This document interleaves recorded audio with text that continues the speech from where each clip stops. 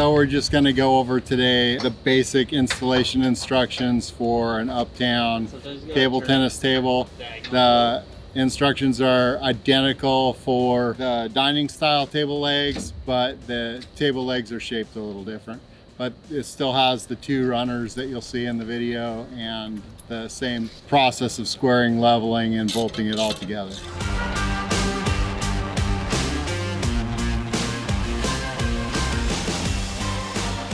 When you get the legs out, they're about 400 pounds each, but they really don't take much equipment. They work really good with a regular hand truck. And then we lay the runners out beside the legs, and the outside holes and the middle holes are how we orientate the legs for where it's going. So if you're pretty close on the holes, you can adjust everything by hand after that. We label each of our legs with face out. The middle one, it doesn't really matter which way it's facing, but that's the pretty side.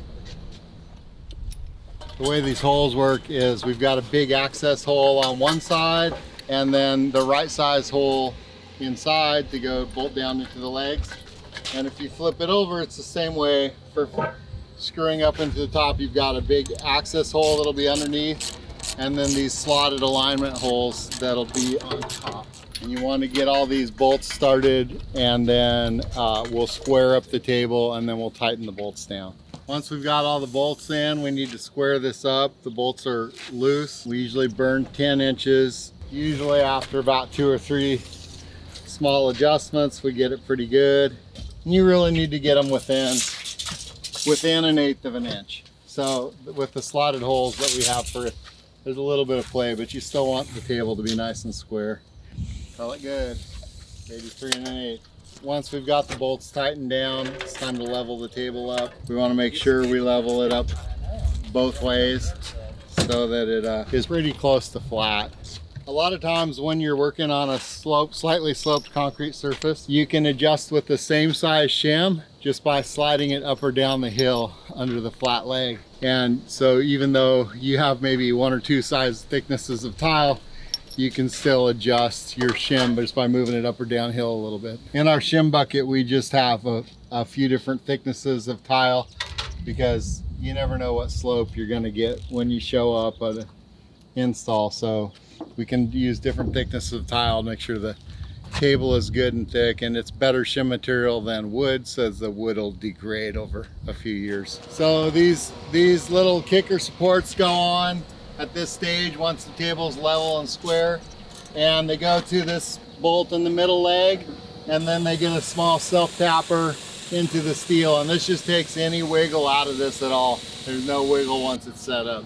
This is the complete table framework, and once it's all bolted down tight and squared and level, and it's ready to set the tops on. This is how you rig it with 2 12-foot straps. We've got foam on the corners to put the straps on so it doesn't damage the concrete, and there's a diagram of this that comes on every single top that just shows the lifting hooks and the 2 12-foot straps.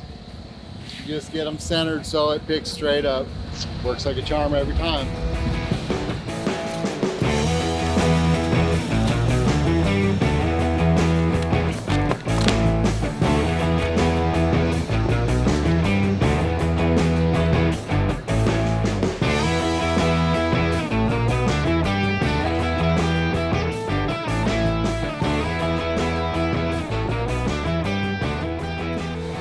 Okay, stop. I can get one started. Once we can get one started, it all sort of starts to fall in line after that. So I get one started, then I grab my next one and I look to the next hole.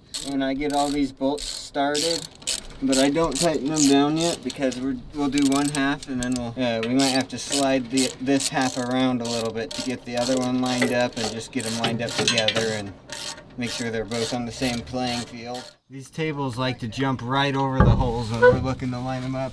Okay, so we didn't tighten them in on the other side. That way we can slide it away and get this one slid in so that we can match up these last 2